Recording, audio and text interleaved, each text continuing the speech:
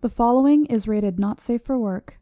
It contains strong language, adult situations, and lots of spoilers. Discretion is advised. In the criminal justice system, cinematic-based offenses are considered especially heinous.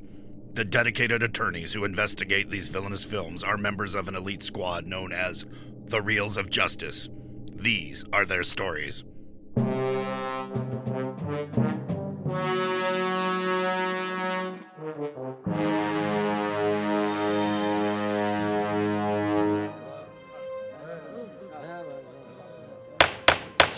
Order, please, order. The Reels of Justice is now in session. Judge Maynard Bangs presiding. Your eyes for the Honorable Judge Bangs. Be seated. Welcome to the Reels of Justice. First, we'd like to welcome friend of the court, Isabel Teran, for joining us as a guest juror. Thank you so much, Izzy. You're welcome. Thank you. And today, and you're lucky because we got a treat for you, Izzy. Today we are hearing the case of The People versus The Twilight Zone, the movie, a 1983 anthology horror sci-fi movie that features tales inspired and adapted from Rod Serling's classic TV series, The Twilight Zone. For those of you unfamiliar with our court proceedings, we're here to determine which story in this anthology is superior. This decision will hereby stand in all rankings and listicles from now on until the end of time ad infinitum. Mr. David Lyons, you are representing Segment 1, Timeout. You may present your opening statement. Thank you so very much. And people of the jury, I'd like to start by again thanking you for your time and your service today. It's appreciated. Additionally, for listeners at home, I'd like to go on record mentioning how startlingly handsome you each are. It's jarring. We get that a lot. I no kidding. Today, we're going to hear three different people plead their cases for what is the best segment of the film, The Twilight Zone, the movie. For you, the aforementioned handsome jury, it will pose no difficulty in agreeing that the John Landis-directed segment Time Out is by far the superior piece of this motion picture. Mr. Landis paints a picture of societal and social issues that have rung true for decades and are just as prevalent today as they were 40 years ago when this film was made. Now, you are likely going to hear people try and dismiss this as pedantic, truncated, or murderous. I beg you not to get caught up in all of that horse shit unless I'm using it to make my point. I thank you. Hey, and we thank you. Appearing on behalf of Segment 2, Kick the Can, is Mr. Dylan J. Schlender. Please present your opening statement. Thank you, Your Honor. I will be brief, as I always am. Kick the Can represents a side of the Twilight Zone that we were missing from the other stories. It has a nice moral. It has a feel-good ending. And the original series, while it did tend to trend on the scary side, we can't ignore the lessons it imparted, and Kick the Can does a great job of addressing a complex issue simply, just like the original show. So, as it sits in the movie, it is a critical shift of tone that I amazingly do not object to. And as a story, it is impactful and it honors the Twilight Zone as properly understood. While my opponent's stories are fun watches, they lack the same authenticity as Kick the Can, opting for, on one hand, a ham-fisted don't be racist message, and the other just paranoid jump scares. The Twilight Zone, the movie, offered a lot, but it was at its best with Kick the Can. Thank you, Mr. Schlender. Some people would accuse you of flip-flopping. Mr. Big Ben Haslar, you are representing Segment 4, Nightmare at 20,000 Feet. Please present your opening statement.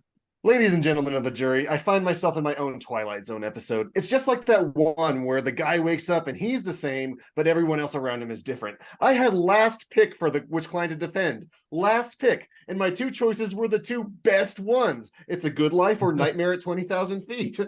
These are inarguably considered the best ones. Ask anyone. This is going to be like that Trick or Treat trial where arguably the best story of the bunch was neglected. I chose Nightmare at 20,000 Feet.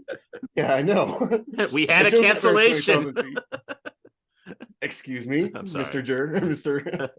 Mr. Fellow prosecutor. I chose Nightmare at 20,000 Feet because John Lithgow absolutely knocks it out of the park with his performance. And if I were going against It's a Good Life, the Joe Dante short, that progressively leads you in by the hand into this world of madness, I might be sweating just a little bit. But against someone where some old guys play in the yard for 20 minutes, or the very controversial John Landis short that tragically cost people their lives, how can I lose? Only in another dimension. A dimension not of sound, of sight, but of what the hell. Sounds like this court, honestly. Some things right out of the Twilight Zone. Thank you, Mr. David Lyons. You may present your first exhibit in defense of timeout. As I watched this movie, and I should say I first watched this when I was 8 years old, and at that point I wasn't really ready for or know what a reboot was. But I will say the intro, also directed by John Landis, followed out by Time Out, really drew me in immediately. And as I grew older and started researching these, I realized this is the only original story in this. All three other segments, one of which we are not acknowledging, they're just complete remakes of what was already a fantastic show. This one, now you may say, does pull from a couple other episodes, specifically. It pulls from a couple other episodes. Sustained. Oh, wow. Thank you. Thank you for proving my point. I believe the first one was Back There about Lincoln. Russell Johnson of Gilligan's Island fame. He was the professor. Starred in it. And Quality of Mercy, starring Dean Stockwell from Quantum Leap, which might as well have been a Twilight Zone spinoff. We didn't need to see a rehash of these old stories. You're rebooting it, show me something new. And that's what they did with this. They took some of the old material and gave it new life. I appreciate the fact that it wasn't just a retelling of William Shatner's Voyage at 30,000 Feet, I believe is the title. Yes. Voyage to the Center. And then the Kick the Can, which I didn't bother to look up who was in, but I'm sure it was fantastic. Well, I want to object here. I think because you're talking about the originality of Time Out, but it's just so ham-fisted, right? Like, Nazis are bad. The Klan is bad.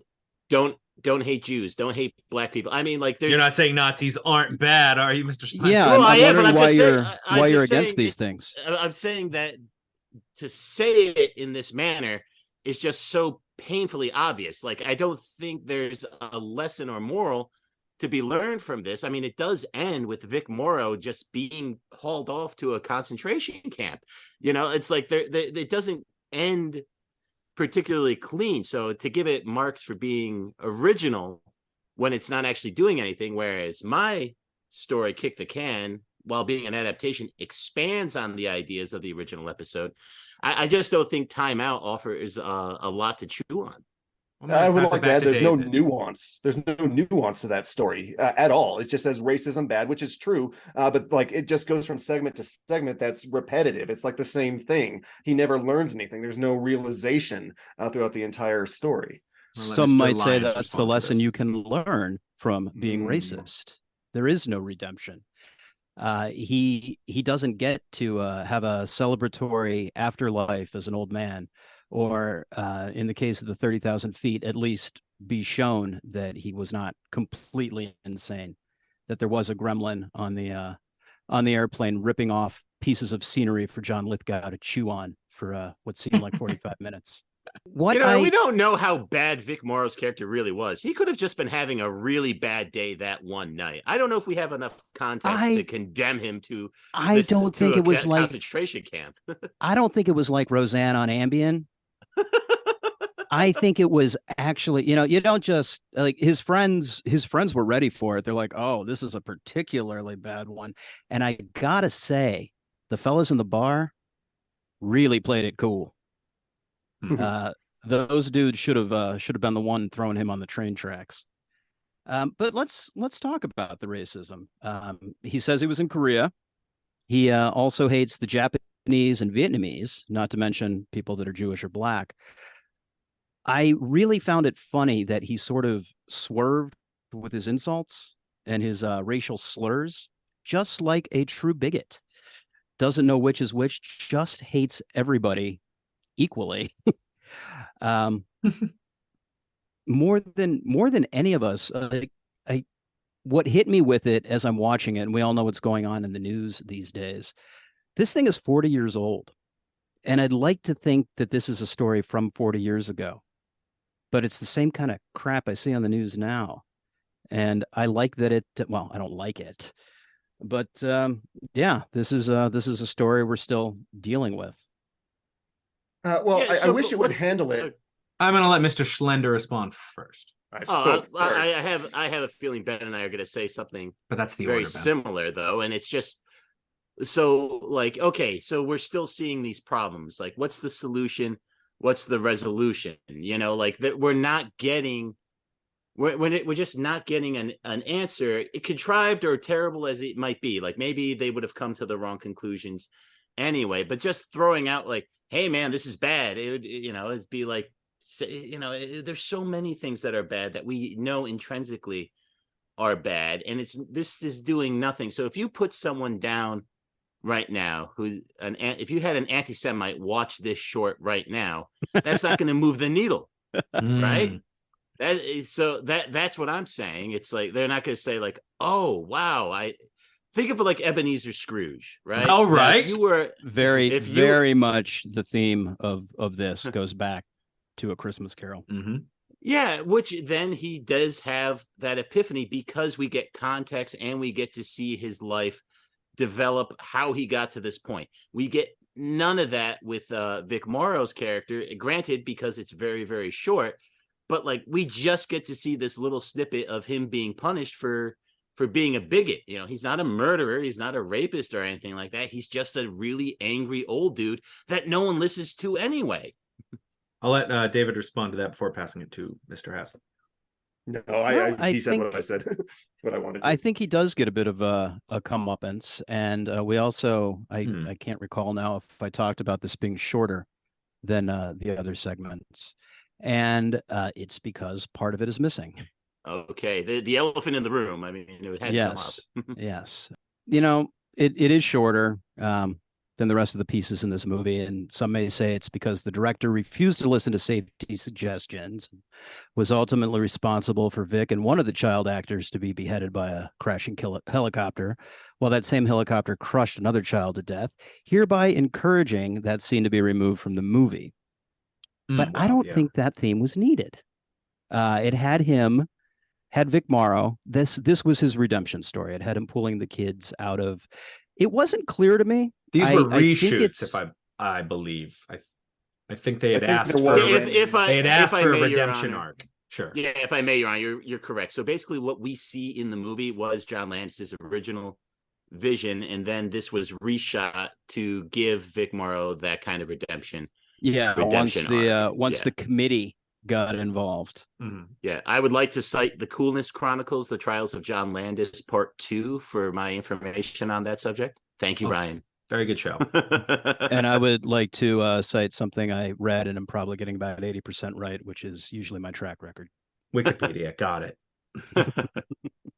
Mr. Lyons, any final points you'd like to make before we... Mr. Landis? I said Mr. Lyons.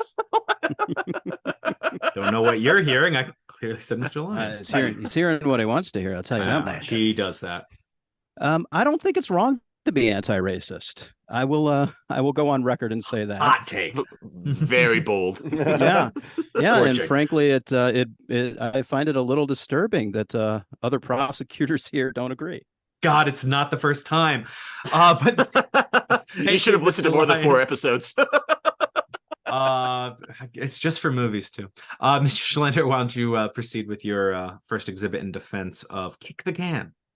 Oh, thank you, Your Honor. And you know, if I could pull a line from our good friend the professor, you know, I think these are all fine segments. I really do. I do greatly enjoy this movie. There's something special about it that's always resonated with me ever since I was a child. And one of the things that makes me very happy about representing Kick the Can is I get to point out the fact that we all know Ebert is a hack.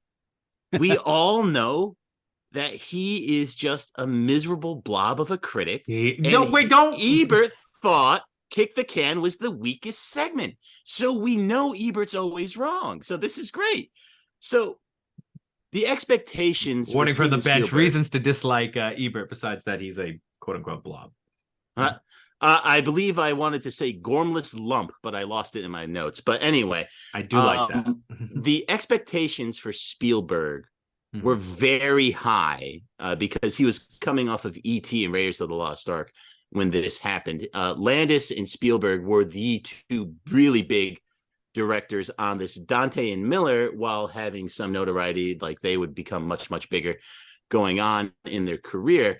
And Spielberg being an executive producer on this, with the incident that took the lives of the actors, there was a lot of blowback on Spielberg for that. So I think that taints how a lot of people view Kick the Can. So a lot of people are very quick to dismiss John Landis's because they say it's in bad taste to even include it. Spielberg being executive producer gets the next amount of shade. And then Miller was going to walk away from the whole project, except his was basically done. But I'll let Ben explain that when he gets there. So what I want to point out about this being a Spielberg movie is that we all know that Spielberg is a great director.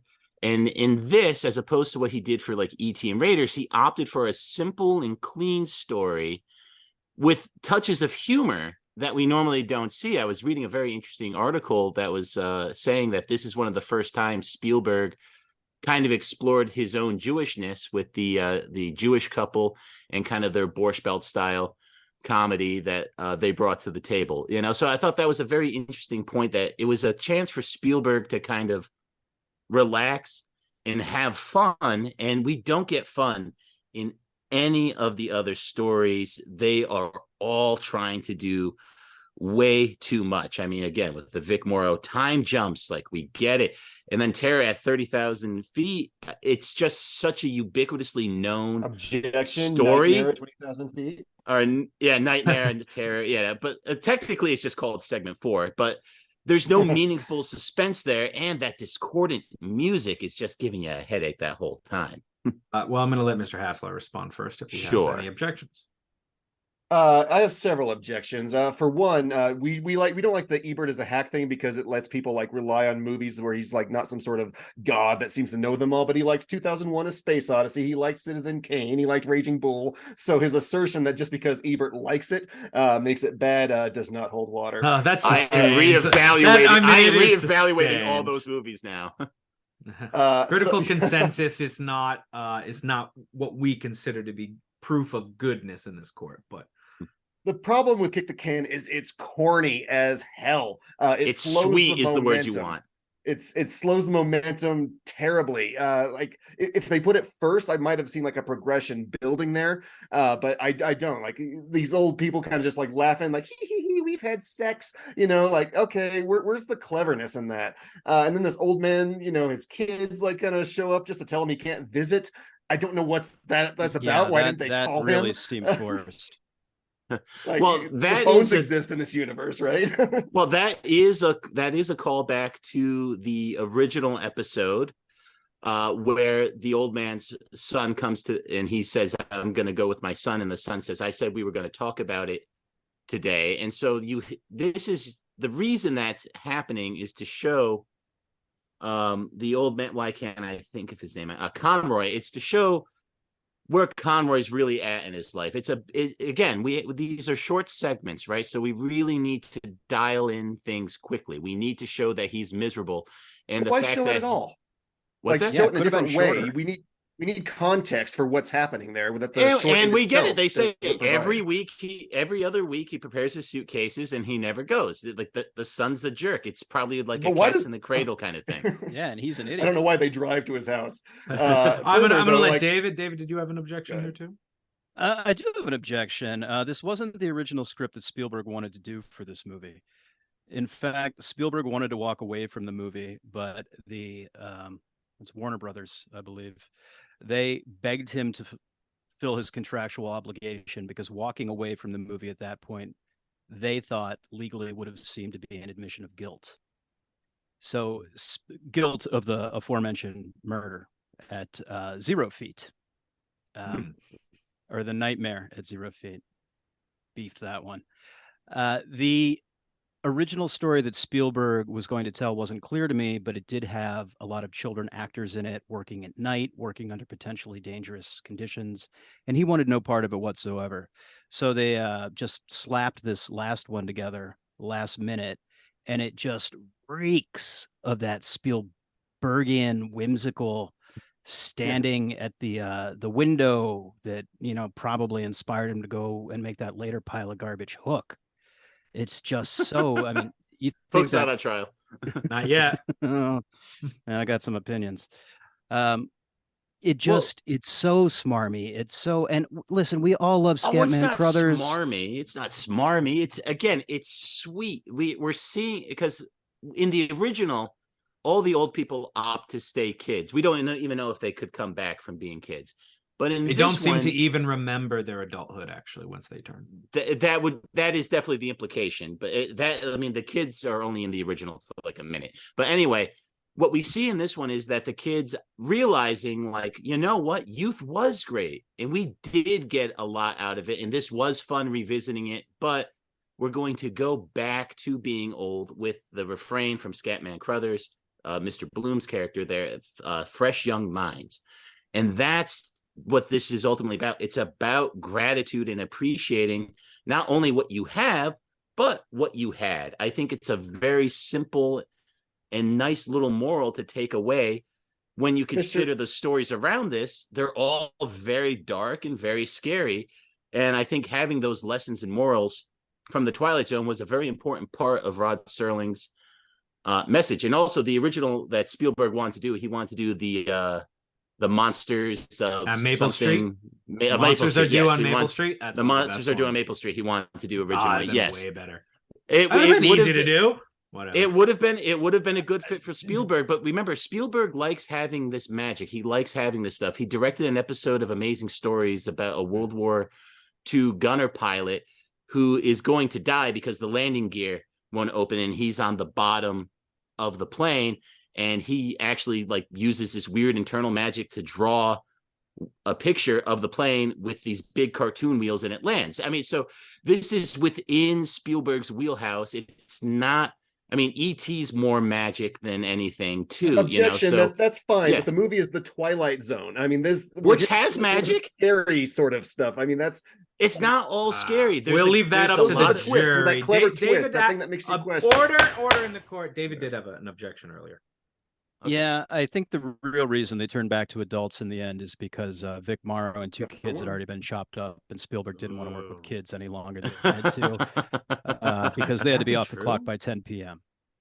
I wonder if that's true. Those kids can't act. You are right about that. Yeah. The old Jewish couple as kids was hilarious. Again, this is played for comedy, for whimsy, and there are other episodes of The Twilight Zone that have optimistic and hopeful endings. One starring this court's favorite actor, Charlie Bronson, called Two, also starring Elizabeth Montgomery of Bewitched fame, where they play two survivors of a post-apocalyptic city, presumably on different sides of this war that's gone on so long no one even knows what it's about. And they come together at the end. Mr. Schlender, within this own movie, Dan Aykroyd is saying what he loved most about the Twilight Zone is that they were scary. Yes, but they weren't the thesis statement. They weren't all scary, and you have to make allowances.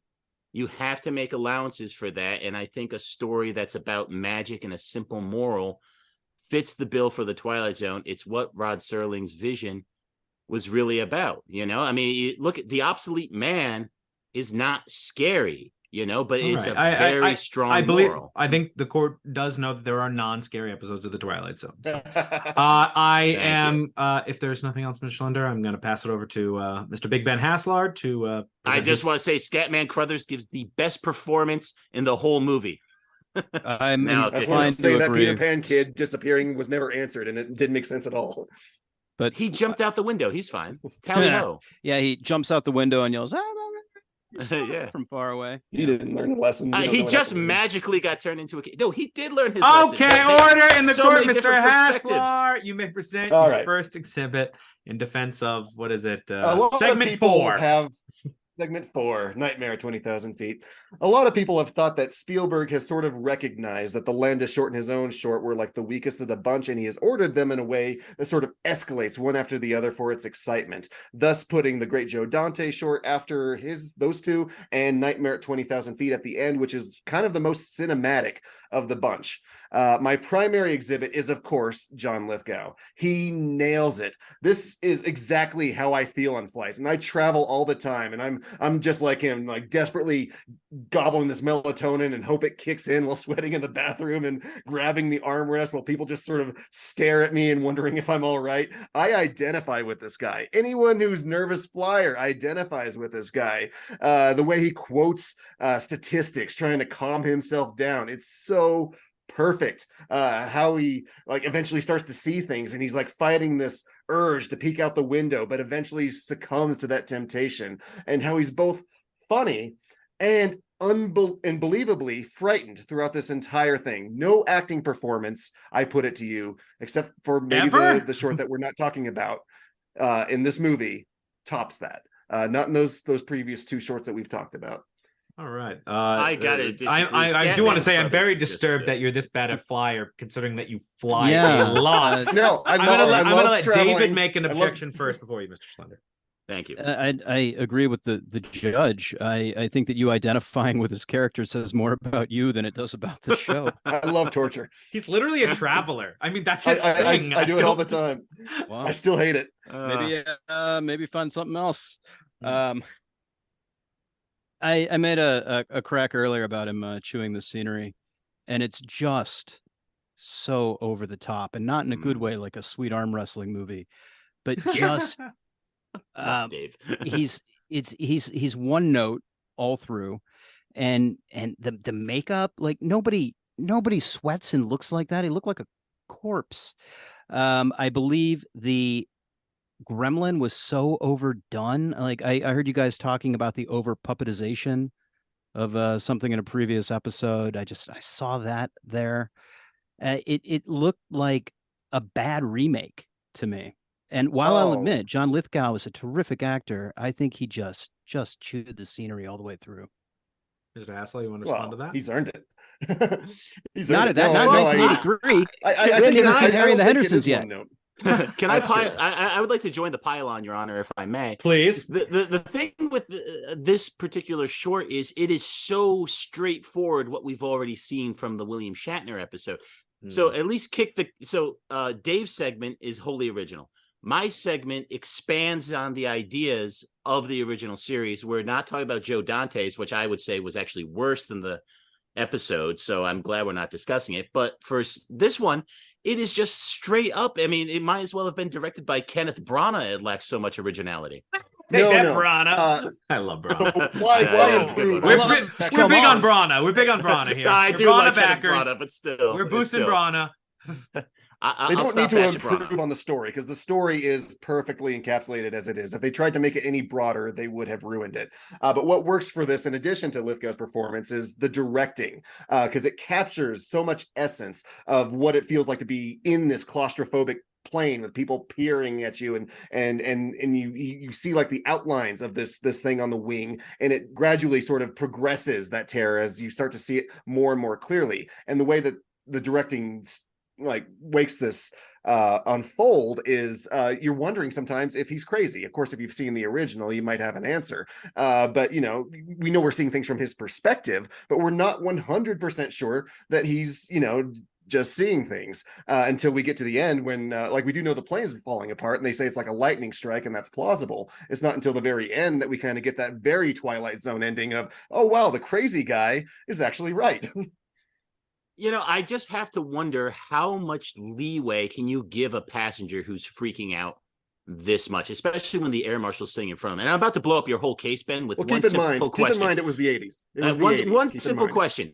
Why does the little girl have a ventriloquist dummy? That's stupid. It didn't make any sense. I didn't like it at all. I got another question. I think the hardest thing to believe about this whole thing, that fat guy could pass the physical to be an air marshal. Oh, God. Again, it was the 80s. It was a very different time. See, he's the And, kind like, of guy yeah. that has to buy 2 seats. He has, That was He 20 can years smoke and, ago. like- We passed the physical. yeah, exactly. He just like has to like send in a form to renew. He doesn't have to like show All up. right, then, And then like what his about Donald him? Trumpian physique, he actually weighs 215 pounds. So Well, then I guess It's we can all buy him muscle. shooting his mouth off at the end to everybody that'll listen to him, like a true professional air marshal. Hey guys, you know what I saw up there? Bone spurs do not qualify you from air marshalry, I believe. Maybe Mr. he was like Schlender, King- I'm returning that ventriloquist doll I was going to get you for Christmas. So, Mr. Haslar, Oh, do you have thank another you, God. exhibit you'd like to present? No, I think that was it. Thank you. All right, then. Any further objections to before I send a closing statement? I just really want to hammer home how this did nothing Anyone to but Mr. expand. Schlender. Story of my All life. sides have rested their cases. The attorneys will now Especially When- me. When the Especially most believable part of your story is a gremlin on the wing, and when you chew more scenery than the original actor that was William Shatner, I think Hey, a bar has been set and Lithgow jumped over it, my friend. I think he dug a trench underneath it. All sides have rested their cases. The attorneys will now present their closing arguments. Mr. Lyons, you may begin. John Landis was able to tell a concise, original story without stretching out the segment like the other pieces that have you checking your watch more than catching your breath. Because of his work on this movie, he is directly responsible for a new era of safety regulations used on set today. And ultimately, he held up to the mirror to the prejudice in all of us, shining a spotlight on the very real problem of racism that is still all too prevalent today. In fact, if you don't agree that this is the best segment in the film, you are likely a racist yourself. It's exactly the kind of Twilight Zone. argument I'd expect. in this court. The regulations and the accusing other people of arguments are exactly the kind of bad faith arguments we would make. Thank you, Mr. Lyons. Mr. Schlender, please present your closing argument. Thank you, Your Honor. And I would just like to say thank you to Dave and Ben. This really is one of my favorite movies, so I was very happy to discuss it today. So in a movie with a lot of great directors and a lot of great actors, I think it's safe to say that Scatman Crothers' Mr. Bloom is a standout. I think Spielberg's direction is a standout.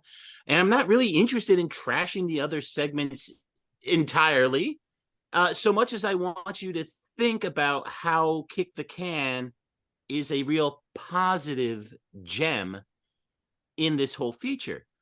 We have 3 dark stories and a scary wraparound. The Twilight Zone was not always about the scares. It wasn't always about ham-fisted moralizing. It would be there, don't get me wrong, but let us today in this court carve out the space for things like Kick the Can. Let us enjoy a little magic and not always feel the sense of impending dread. Thank you. Thank you. And consider, Mr. Haslar, please present your closing argument. Lithgow's just tearing up the Twilight Zone. At 20,000 feet, he's in a class of his own. Gremlins breaking planes up as they're still being flown. Such a crazy setup. Will he mash the tone? Well, you will come to know as Lithgow takes the throne. You know, like many others around the world, I'm closely monitoring all the many Trump trials, and I was astounded to find out that none of the attorneys there sing. Did you know this? It's true. Like prosecution or defense, nobody sings. Like No at wonder all. justice Not a isn't verse. served. This is considered normal for them not to sing in court. It blows my mind. I'm sure glad I decided to get into cinematic law instead, and those joyless souls. You know, and they see the same, like, they don't see the same 3 or 4 jurors every week. That's just wild to me. No, look, Lithgow's performance, it's great. You know it is. It's the best segment. You know it is. It's the original, but it's more cinematic. It's more exciting. That's all there is to it. Case dismissed. I really like to think that Ben Googled Twilight Zone song, hoping to get the do-do-do-do-do-do-do, but discovered the gold earring song, realized how Oh, no, I sweet it love was that it song. did that. No. Oh, okay. Thank you That's all. hilarious. Members of the jury, Miss Isabel Teran, Mr. Maynard Bangs, and Mr. Want to see something really scary? Ryan Luis Rodriguez, you have all heard the facts concerning this case. It is now up to you to determine which segment is superior. The bailiff will escort you to the deliberation room to render your verdict. Right this way. Now, to get to this deliberation room, you have to cross dimensions and go through one as vast as space and timeless as infinity. Take a left when you reach the middle ground between light and... Oh, you could just open the door. Yeah, that works too. Now, way easier. Izzy, do you want to be the foreperson? Oh, okay. You know how to lead the conversation. Just make sure Ryan doesn't talk over me too much. What? Exactly. What? When has that ever happened? It's always the opposite. It's always the opposite. Yeah. So, to start off, I have not seen this movie since I was a kid, so I very much came into this kind of blind, not remembering much except the very scary rabbit, which we're not talking about today. So, there's that, I guess. I really don't like Time Out. Oh, what is it? I mean, so besides the accident, because I mean, I didn't know about. Obviously, the accident's horrible. No one's gonna say the accident's not horrible. It is, and it makes the production bad. But this is sort of something separate from it, But even with that accident, even if you don't know it, just as a story, why don't you like Time Out? I definitely don't feel like he learned anything. I would have been more satisfied if everyone in that bar would have beat the shit out of him. He still wouldn't have learned anything, but it would have been more satisfying to me. I know you're thinking, well, isn't Nazis beating him up satisfying enough? No, it's like he wasn't even smart enough to comprehend what the hell was happening to him in the moment. Bigots don't tend to be very smart. Yeah, but at some point you kind of realize, what year is it? I mean, you don't look around and see Nazis and ask what year it is or try to figure out what the hell's going on. And it just, I even watching it, I kind of knew that one of these segments had something happening, but I did not know which one. So I kind of didn't think about that, even not knowing that information. It was still my least favorite because I wanted him to either suffer more or actually learn something. And I think this is an example where the notes were right, but the fact that Landis wrote it the bad way is just like with no arc at all. Ryan, what do you think of that segment? Landis is not the greatest screenwriter in the world. He was a tremendous director when he actually made movies that made it to movie theaters. But aside from American Werewolf in London, he's not terribly adept at screenwriting. He's not terribly adept at arcs. That's just not something that he's really equipped to do. And that's why I thought it was weird that he's the only one who wrote his own segment. Mm-hmm. Because you would think that he would know this is the Twilight Zone movie. We're not going to get another shot at this. Mm-hmm. We might as well all adapt stories and suit them to our skills. And he did not have the presence of mind to do that, and it shows throughout the entire segment. I want to talk about the next segment then. What do we think of Kick the Can? Yeah, let's move through it. Ryan, no, Ryan, you can. This is my least favorite segment of the entire movie because it represents all the stuff I don't like about Spielberg. The cloying sentimentality, the treacly nature of it. And to Dylan's point, yes, there are episodes like that in the Twilight Zone, but they're the weakest episodes. And I think that by having Landis adapt not a story from the show, but to do his own and to botch it, it's weird that Spielberg chose a story from the show and botched it. Izzy, what do you think of Kick the Can? I was like, I think I remember this one. This is the one with the cocoons, right? And then as it continued, I was like, this is not the one with the cocoons. But it was very sweet. It was very wholesome. I definitely cried my eyes out, but for different reasons, because all of the older people in my most immediate family have passed. So it was more for that reason. But the story itself, I don't expect to start crying when I watch Twilight Zone. I kind of want to be scared. And that's not to say that I know that those don't exist, but out of out of all four of them, it just seemed like, I mean, it probably would have been better if that was the first to go around. Because as I was watching it, after timeout, I was like, do I really even want to continue this? Well, I have to. I like this one because I like the original. I agree that the Twilight Zone does not need to be scary. I think the Twilight Zone just needs to be magical and fantastical. And I think the biggest strength of this one is it's a good adaptation because it does change. The fact that some of the old people choose to stay old is sweet and nice, and I love that at least one guy chose to stay young. But I think this one's strength is that it's a good adaptation. The problem this one, it reminds me of Lover's Vow from help me, Ryan. Tales from the Dark Side. Tales from the Dark Side. Yes, there you go. You just I thought you were talking about Twilight Zone episode. Yeah, no. But it's the twist. You're just there for the kick the can ending. And everything that you're just kind of waiting for that. And the rest of the time is just sort of old people being sweet, and no one likes old people. Rude. Aren't you old? They're sweet. Probably won't be, doctors say, actually. Oh, no. Goodness gracious. I also like how the curmudgeon who decided not to even try at all didn't get to experience being a kid and then kind of had to force himself on his own. That's like the twist, but that's also someone should tell that old man that is not how kick the can. You cannot play kick the can alone. You just stand out there kicking a can. And I also want to mention, why the shit does the little girl, like who was the Jewish woman, still talk like an old Jewish woman when she's a little girl? She's still like, the habit. Harvey.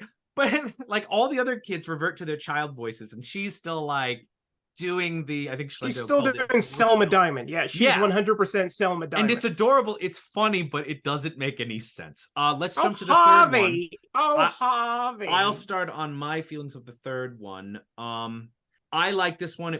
This is one I'm leaning towards being my favorite because Lithgow's performance, yes, it's big, but Mr. Lyons really brought this point in it. He's supposed to be Shatner, so of course he's supposed to be big, and you're replicating this 50 show that he's supposed to be huge. The biggest point I heard against it, it's not changed at all, but it's what, 1983, right? There's 82. How much Twilight Zone is in syndication? How much do you get to see the Nightmare episode that you grew up with? And so the fact that if you were going in this movie kind of blind and you suddenly got to see one of your favorite Twilight Zone segments with John Lithgow, you'd probably be pretty hyped and pretty happy they don't change anything. So those are some of my thoughts. Well, there's a big change in that Shatner's character gets out of the insane asylum. And that's why nobody believes him, and that he doesn't think anybody would believe him. But by getting rid of that, Lithgow is just amped up and manic to the nth degree. And I like the performance, but it does miss that. Like if they were really going to do a 1-to-1 correlation, I think that they should have included that part in it. Damn. Well, okay, good point. I didn't know or catch that. So there you go. Jury deliberation works. Yeah. Izzy, your thoughts?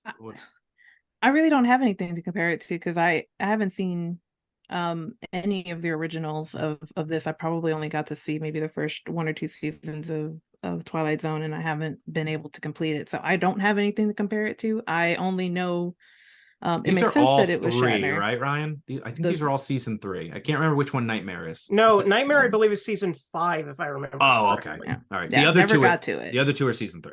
So I don't have a comparison on its own. I do really like that one because flying terrifies me, and I'm pretty sure seeing this movie as a kid didn't help that as an adult. Is Lithgow over the top to you? Not really. I kind of really wanted him to ask about the Muffin Man, unfortunately. No, what that means, I don't think. And do you like the creature effects? In comparison to the intro and some of the other things, I think it was good. I don't have anything to compare it to on the show, but I liked it. He was always in the dark, so you couldn't fully see the gremlin anyway. Mm-hmm. And in the dark, I think it'd be scary enough. I would freak the fuck out. And the old one, he looks like a Michelin Man. He looks like a puffy cloud. Seriously, he looks like the Mugatu from Star Trek. Okay. You guys are speaking Greek to me. Anyway, it's like a fuzzy I'm sorry. It's okay. Yeah. But either way, I they do hide the gremlin a lot. I thought he was the scariest. I mean, aside from the rabbit, but we're not talking about the rabbit today. As far as the 3, or I guess the two, he was the scariest. Even the intro when Dan Aykroyd turns in his mask, and I'm just like, I'm supposed to be afraid of that. Also, who was trusting Dan Aykroyd in their car to like, was he a hitchhiker? Yeah. Well, Albert Brooks would, of course, but that intro with Dan Aykroyd was so bad. Dreadful. I wanted to just crawl under the couch. And when they call it back at the end, I'm like, wait, you thought this was a good idea, Landis? You liked this? So you're telling me John survives all of the plane stuff only to get possibly eaten by this paramedic? I don't. And it's not Twilight Zone at all. That is nothing about that Twilight Zone. So yeah, that's if you ask somebody who had never seen the Twilight Zone to write an opening to your movie, that's what they would write. And I wonder if Landis never did, and that's why he didn't adapt anything. He's just like, sure, dudes, I'll go ahead and do this movie. We're all going to adapt our favorites. Oh, not me, man. Not me. I got great ideas. No one can hate this. All right. Izzy, you should ask us to start locking in. Yeah, guys, how about we start locking in? Anybody else but me? You got to go last. It's true. As four-person. Ryan, you want to go on record first? Yeah, I'll go Ryan. On. We did not cover my favorite segment this week, but C'est la vie. Easily Nightmare at 20,000 Feet is the winner for me. So I'll lock it in. All right. Now, I loved all of David's enthusiasm. I definitely do. But to me, I'm struggling between Nightmare and Kick the Can. I really like Nightmare. I think I'd walk in and take Nightmare, but I don't want to, just call it out. I want to let Izzy make the call as the four-person. Yeah, this is the four-person. And in case you do swerve and go for the third one, we'll re-vote. But I'm going to go for Kick the Can because I think it adapts a story I do like. Yes, it's not scary. It's not scary to you, but I think turning into a kid from an old man that kind of does freak me out. It's freaky. Things like that are not supposed to happen. Button. I gotta go to school all over again. And it's so. And I'll tell you, there's different kinds of dread, and the dread I feel for the old man when he can't go and he wants to. In the old one, in the original one, and in this one, that's like a stomach churning dread. So I am gonna go Kick the Can. I'm gonna let Izzy decide this one. I mean, even coming in, I was already thinking I like the last two segments the most, and that's not to say the Kick the Can wasn't good, because like I said, I did kind of I cried, but I'm emotional wreck sometimes. It's all right to cry, but crying gets the sad out of you. It's just sad. Then how come it hasn't gone away? Answer me. Too much sad, not enough cry. Brother Maynard. I mean, you've clearly already said which one. Coin. Yeah, you know which one. You know which one you should. Yeah, the two you liked. Only one of them's in the freaking running. Sorry, Dylan. No, I do. I have to go with Nightmare in the 20th. Even though I don't like the note that it ends on, I think that kind of sours everything else that led up to that moment, but still not enough. It was still my favorite of the three that were presented. Well, yeah. Then you gotta say that we need to go tell that very handsome judge. All right, let's go tell that very handsome. The word's handsome. Handsome judge. Let's go tell that very handsome judge.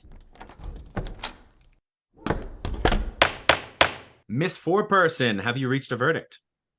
We have, Your Honor. In the case of The People versus The Twilight Zone, the movie, we find in favor of segment 4, Nightmare in 20,000 Feet. Yeah! Boom. Yeah! More shit. I enjoy your hatred. The verdict is so rendered. I hereby cast time out and kick the can into the Twilight Zone, where they'll be played with as toys by some giant fucking kid or something. Court is adjourned. Sounds like cosmic punishment. This is Grumbly Grumblerson, the most infuriated reporter at the Gabagool Gazette, reporting to you live from outside the reels of justice. Ben Haslar, would you care to share your thoughts on the jury's verdict? Well, I'd like to take credit for this one, Grumley, but it was all Lithgow. He nailed it. I really just had to show up, point to him, and walk out, and that's essentially what I did. But justice was served today. I do think if we included the Joe Dante short, it would have been a more interesting showdown, but it's still Lithgow. He tops this movie. But yeah, no, good day in court. Oh, that makes me so angry I can barely contain it. Dylan J. Schlender, you had the worst segment. How do you feel about the verdict? Well, when I went into this, when I started my research, I was just very surprised that everyone thought Kick the Can was the worst segment. I always enjoyed it. That said, now that the trial's over, I always thought Nightmare at 20,000 Feet was the strongest segment in the movie, but I just wanted to stand up for Kick the Can because it's just, it does not deserve the level of hate that it gets, but it was a good trial. I really, really loved this movie. I was thrilled to watch it, and I thought everyone did a very good job with their cases. So thank you. And here comes David Lyons, who had the second worst segment. As if I care, can we get a word on how you feel about today's verdict? Yeah, I only supported timeout because I was paid a ridiculously amount of money to I knew it. to do it, and I'm a bit of a slut when it comes to money. Ultimately, this movie was supposed to have a through line, and Dan Aykroyd's character was supposed to be in all of the what do you call it? The in-between interstitial. Thank you. I work at the goddamn. And I don't know if that would have helped or hurt, but I also think Nightmare at 30,000 Feet was the strongest. And might I say, perhaps the gremlin on the wing was related to Dan Aykroyd's monster, and they were in cahoots. Ooh. And that's why they went after John Lithgow in the end. Cover up the story. I like it. What a load of crap. That's all we have from the courthouse today. Let's go back to the studio for post-trial analysis. I'm gonna go get high. It calms me down. No, it doesn't, Grumbly. No, it doesn't. He just gets so right paranoid and punchy. Unbelievable. I guess it depends on what he's getting high on. We don't ask. Life. Don't ask. Life. Yeah. A fun trial. What a controversial and sad movie. Really sad. I mean, yeah, and obviously all the trials already happened, so those people aren't on trial for their crimes. Yeah, nobody was found guilty. Yeah. I actually have some inside dirt on the whole thing if you guys want to hear it. Heck Please. Yeah, Scuttlebutt. Yeah. Wait, this isn't casual libel with Dave Lyons, is it? Well, I can't prove any of this, but this is what I've heard working on movie sets for the past 20 years. I spoke with a cameraman who was an assistant cameraman at Indian Dunes the night of the crash. And if you know anything about camera operators, they're all gearheads, they're all techies, and they will not leave their camera alone. That's their whole thing. You don't look at it, you don't touch it. They're always spraying it to get dust out of it. The dude told me that the flames were so high that the cameramen were diving away from their cameras, which were already supposed to be at a safe distance. The other thing I heard was a relative of the unit production manager who was on set that night. The unit production manager was on set. The relative that spoke to me wasn't, but he told me let's say his father was on set that night, and so was Steven Spielberg. And as soon as that happened, a limousine pulled up. They threw Steven Spielberg in the back of it and got him out of there and denied any story of him being there. In the press, in the court, it was if it didn't happen. Well, that is scuttlebutt because we definitely can't confirm that. Yeah, well, Spielberg did leave the country right after. He was out of the country at the time and stayed out of the country, and because they were trying to subpoena him the entire time. Him and Frank Miller, who's mostly responsible for hiring those kids illegally. And he decided, you know what, I'm going to go look at locations for Indiana Jones and the Temple of Doom. That's what I'm doing. I'm not hiding from anything. Yeah. Damn. Apparently at the trial, John Landis, or not the trial, but the funeral, John Landis showed up and the family was just horrified. Yeah. It looked like he was high as balls and out of his Oh, gourd. wow. and That's- got Oh, his gee. pose. I mean, I don't know that guy. I really hope that was because he was really upset about what he did. But what we have on trial is the film itself, and from an intellectual point of view, I don't think that segment is strong. I'm not a big buyer into cosmic redemption, but to me, Twilight Zone would have spit him back out a better man, with something learned. He would have picked up the tab for the guys at the table, or something. Oh, definitely apologized. He would have grown in some way. Yes, he would have grown, but here he doesn't get to grow, and I don't think that's what the Twilight Zone is always about. I don't think it's just about cosmically punishing you forever at its best. Anyway, fun case. David, what's been going on? What's been keeping you busy? I am proud to say, even though the strike is still ongoing, I have been able to go back to work on the TV show that I'm a location manager for, called Abbott Elementary. We are in the process of starting season 3, and it feels good to be working after 9 months off. And as of this recording, it looks like we're right around the corner for a deal for Screen Actors Guild. Fingers crossed. Yeah. Yes. Fingers Yeah, crossed. hopefully it's old news by the time this airs. Oh yeah. It would be. Well, I mean, it was just last week, Ben. This is very timely. It's currently December and/or January, depending on where you are. Cool. No, I've been keeping busy podcasting with my friends, doing stuff around the house. Just Well, tell us having a about good this time. podcast because. I do a podcast called $1 Billion Record Club Mhm. with some buddies of mine. It's audio investing for complete idiots. We will tell you which records to buy that very soon will be worth $1 billion. Yeah, the whole point is buy the rest of them and destroy them, right? And create scarcity. Yeah, buy low, sell high. Yeah. Maybe there's some arson. We do a supplemental podcast called Yacht or Nyacht, where, if you're familiar with the term yacht rock, we are the arbiters of we command the definition of it because we're the ones that came up with it. You're another one of these yacht rock guys. yeah, you probably talked to that asshole JD not too long ago. He had nothing but nice things to say about you. He said you were very handsome. Yeah, he owes me money. Yeah, we yacht-ski songs. So if you're curious if a song is yacht rock or if it isn't, listen to Yacht or Nyacht or go to yachtornyacht.com and you can get the definitive answer. And we get to make the rules because we made the damn thing up. I agree. So are there any decisions you regret? Like, were there any close calls that you regret and look back and like, I regret doing the podcast. Yacht rock really isn't my favorite genre of music.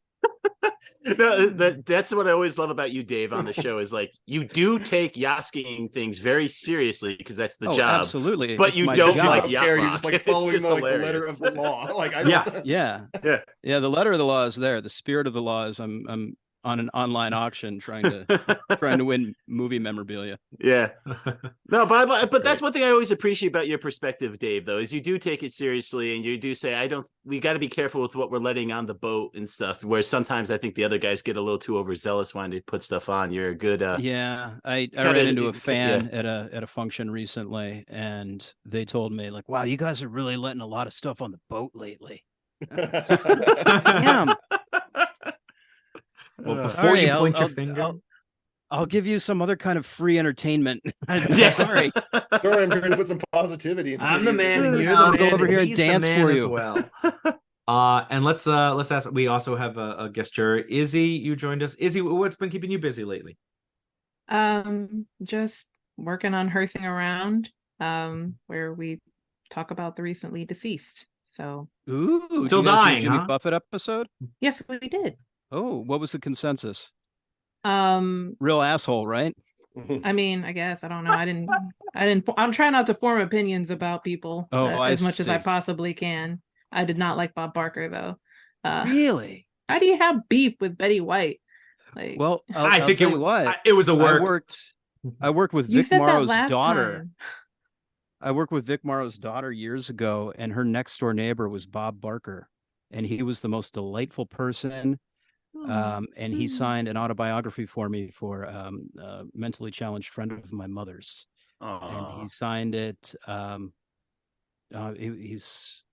I'm trying to remember now, but it was just so thoughtful and so kind. Well, that sounds like maybe Betty White's a jerk. Is he? Have you ever met Betty White? Because we got one person who met Bob Barker and he was cool. Doesn't matter. They're both dead. Oh, wow. Well, They can beef. They can beef That in sounds heaven. really mean, but I mean, True. or they could have Brussels, since he was a vegetarian. At least That's What's true. your, But not Jimmy Buffett. Jimmy Buffett's eating Beyond Burgers now. Oh yeah. That guy. Ugh. But He's so in the we Beyond. did talk about No, we also get it, man. Matthew Perry, Laurie Piper, Suzanne Summers. I've watched a lot of bad movies because, of course, I'm going to watch what's free, and that's not always the best one. Do me, baby. Right now at Warner lots of Brothers, stuff there's a on there. pile of flowers in front of the Friends fountain. All the tourists are going by and leaving flowers for good old Matt. Perry. Oh, the Hocus Pocus fountain. Oh, right on. Yeah, they've moved it though. Oh, It was used to Hocus be at Pocus Warner one? Ranch. They've moved it to the back lot so people can yes. take their photo in front of it on a plastic couch. Huh. Oh, interesting. So, But yes. now we always ask for recommendations for movies that our guests think people should see. So, David, what is a movie that people should see? Well, I've had Scatman Crothers in my head because the man is just a national treasure. He'll do that. And I recommend the 1974 movie Black Belt Jones. I'm a big fan of the blaxploitation genre, Dolomite being my number one. Black Belt Jones is a strong number two. I would put it up there with The Big Lebowski as far as throwable, quotable lines go. My best friend and I can still have, like, 40 years after we first saw it, 35 years after we first saw it, we can still have a whole conversation with each other in nothing but Black Belt Jones quotes. Fantastic movie. Then it must have a lot of open-ended stuff that's applicable all the time. Yep. About where you're going to eat and what you're going to do. I want this to hear one of afternoon. those conversations. Yeah. Good for Scatman Crothers. Good. But don't be reading his mind between 5 and 6. That's Willie's time. Izzy, what recommendation do you got for us? I'm gonna go with Monster Club. The Monster Club. You got to tell me more about it than that. You got to tell me why. I We just need a figured quote. you guys would just know it. I and need a just quote already. There's a picture and it needs a quote. Just leave that big box open and then say easy. Because That's just say what it it's is. good. It's Izzy. good. It's probably not. So basically, it's Vincent Price who plays a vampire, runs into John Carradine, who is who's a famous horror writer. I always have a hard time saying that word, horror writer, and basically gets a meal off of him. And to thank John Carradine for the meal that he got off of him, he's like, let me take you to this club. Since you're obviously a horror writer, you could get some ideas. And he takes him to the Monster Club, where he tells him So the 3 club different is stories. a place. It's Yes. not an organization. It is both. It is a place, but it's an organization of Oh, monsters. like 4-H club. Sure. I don't know what that is. Hearth. You have to ask, you'll never Heart, know. health. Help me, Schlender. You know all the Herpes and- H's? Horsemanship, Well, I think. Something Head, about heart, farms. herpes, Head, heart. and Oh, health. God, wait, no. You honestly were probably right the first two. It probably is head, heart, but I don't think it's herpes. But I don't. Well, that was You that never attitude. think it's herpes. Well, I'm just in It is denial. until someone looks it up and tells us otherwise. It's like a dance club, because there's also musical performances in between all the songs. So that's always fun. I mean, You like the musical performances then? I mean, I also like the movie Suck. So I don't think I have the best. Not guilty. Not guilty, but I don't think I have the best rapport when it comes to music. I just like what I like, and I'm unapologetic of it. But Knowing is half the basically, battle. the club has some terrible math. The music segments, there is one that uses the Zoom feature, like it was the first time they ever, noticed its existence. But there is a scene where you get to see a striptease down to the bones. Oh, that's fun. That's all I can offer. Also, you get to see Donald Pleasance, but that is unrelated to the striptease. So you don't see his boner. No, Ah, what a shame. I know. Set it up too. You got my hopes up. Big Ben. I'm gonna recommend the closest thing I have to a film that's already reviewed in my letterbox that's close to the Twilight Zone, and that's 1953's Ugetsu, which is considered the first Japanese horror film by some and is based on Tales of Moonlight and Rain, which is a collection of ghost stories from China and Japan published in 1776. I dig the kind of folk tales this movie is based on, which are kind of cautionary tales. It's sort of a slow burn at the start, but it has that great horror structure of slowly but surely dialing up the intensity and not relenting until you're completely enveloped by the eeriness by the film's conclusion. The story follows a peasant man who abandons his wife and child in search of fame and fortune and ends up being seduced by the quintessential long-haired ghost of a woman whose castle was taken by Nobunaga, and she never got to know true love. It's worth a watch if you're into folktales or 1950s Japanese films. The directing is absolutely fantastic, in my opinion. Many scenes just ooze that atmosphere, and it has become a definite favorite of mine. Why does she need true love? She has a castle. She died. She never got married. She was young when her castle got taken over by Nobunaga in the war. Oh, she lost her castle and she didn't have love. That's a bummer. Schlenzo, what's your recommendation? Oh, okay. So I absolutely love it when I can recommend features made by not only guests of the show, but dear friends. And in that spirit, I'm recommending The Love Song of William H. Shaw, written and directed by our guest and great friend, Marty Catola. This is the third. Marty Catola. This is the third in a series, but do not worry, there is plenty to get without having seen the other two movies. Really, it is just a simple and fun story about a man trying to get his life and his friends' lives back on track. I greatly enjoy standout Bradford Trojan as the titular Shaw, and it was fun seeing Marty give himself a little cameo too.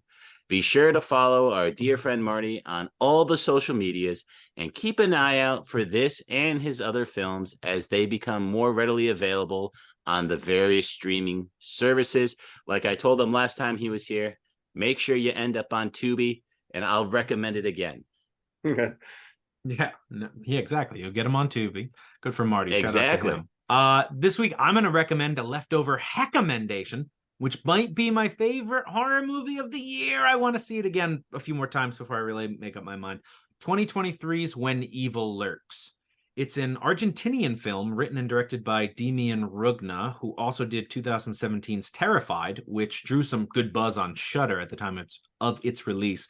I heard about this film from friend of the podcast, Addison Binnick. No, I don't know whether he liked it or not. And I knew nothing about it going in, and honestly, I suggest you do the same. Just let it take you on the journey it wants. I'll mention that it concerns the topic of demonic possession against a backdrop of magical realism, a genre made most famous by Colombian author Gabriel Garcia Marquez. What I love most about this film is its world building and how we slowly get to understand the rules and nature of this reality as the events unfold. Plus, it's extremely gory and nihilistic. It's currently sitting at a 99 critic score on Rotten Tomatoes based on 92 reviews, so they're actually right for once. And a 57% audience score, likely because people hate reading subtitles and are dreadfully stupid. When Evil Lurks is currently streaming on Shudder. Ryan, Why don't you send us on home? All right. My recommendation this week is Peter Bogdanovich's feature directorial debut, 1968's Targets. The film features two parallel storylines that eventually intersect in tragedy. The first follows the great Boris Karloff playing a version of himself, an aged horror star who sees himself as an anachronism. The second follows a troubled young man driven to senseless murder, based on loosely on Charles Starkweather. For a film that features almost no blood or gore, it is remarkably intense and unsettling, and it speaks to contemporary American life in ways that Bogdanovich could never have predicted. And that on its own is incredibly unsettling. A horror movie in its own right. I would have recommended it during Hell on Reels. I didn't get around to it. In a perfect society, this would be irrelevant. A forgotten slice of life that no longer represents our culture. Unfortunately, it does. Targets is available for rent or purchase on the platform of your choice, but you should pick up the excellent Criterion Blu-ray. See, we both did recommend with that leftover recommendations. You had to get them in. But guys, Halloween was months ago. You're right, it was months ago, and for some reason, I still kept it left over all the way till now. Every day is Halloween. If you're doing it right, it is. With that, we are all out of show, but we want to thank our guest, David Lyons, for joining us. Thank you so much, David. Thanks for having me. Did we ever figure out what the name of the movie was with all the cocoons? No, we'll have to get back to that. Cool. Thank you, guys. I had a blast. Yeah, we would love to have you back again. Prosecute something else, defend it, something else. Talk bad about JD if you want. We also want to thank Izzy for joining us. Thank you so much, Izzy. Yeah, of course. Thank you for having me again. And we hope everyone else will join us again as well as the reels of justice keep turning. Down it. Ackroyd! Please follow us on Twitter at Reels of Justice, Instagram Reels of Justice, and Facebook.com/Reels of Justice.